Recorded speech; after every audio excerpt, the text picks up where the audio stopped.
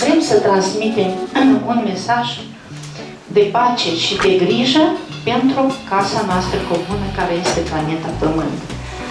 Și ca să transmitem acest mesaj ne ajută o carte. Cartea care se numește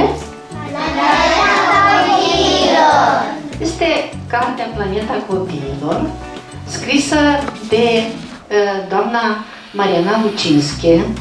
Este și frumos ilustrată de Veronica Mariț. Inițial a fost doar o simplă idee. Nu s-a așteptat nimeni că din luna februarie 2021 și până în luna februarie 2022 pe masă o să stea o carte cu povești ecologice. Eram permanent interesată de problemele ecologice. În toamna anului 2020, EcoFM, colegii care stau acum alături, au organizat cursuri în cadrul unui proiect care era destinată tinerilor.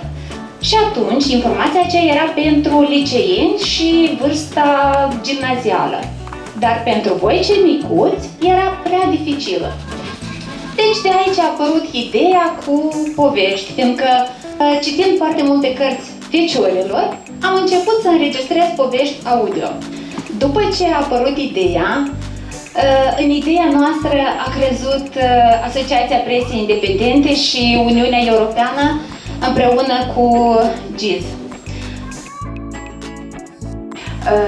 Ideea, de fapt, este a colegilor noștri de la Radio EcoFM și echipa care s-a ocupat de acest întreg proiect sau întreaga activitate.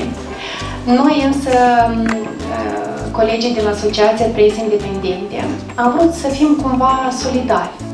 Am vrut să susținem împreună cu partenerii noștri această idee. Vrem să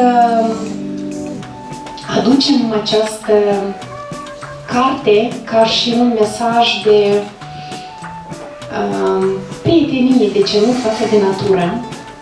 Și așa cum o să vedeți, o să descoperiți și în carte, să fim prieteni cu toți, da?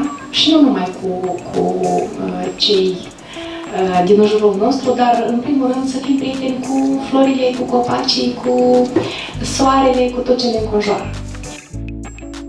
Și iată, prin această carte încearcă să îmblânzească sufletele acelora care au uitat de suflet și de natură. Știți, m-a impresionat și povestirea, de fapt, cu copilașul care îi spune unui băiețel de la noi că apa este foarte prețioasă.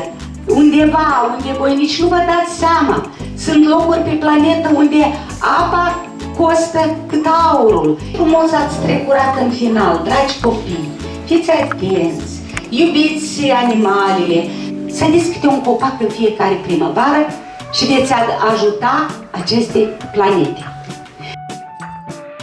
Inițial, aceste povești au fost pornite ca o versiune audio, dar după ce au fost ascultate în format audio, ni s-a solicitat să apară și într-o cărțulie. Le-am scris pe fiecare cu mare, mare dedicație. Și reamintesc la fel că această carte poate fi și audiată. Adică avem cartea și într-un alt format, iar seara când mergeți acasă și vreți să ascultați ceva, rugați părinții să vă găsească în format audio această carte și neapărat sper cu tot dragul că o să vă fie interesant și de folos. Mulțumesc tare mult!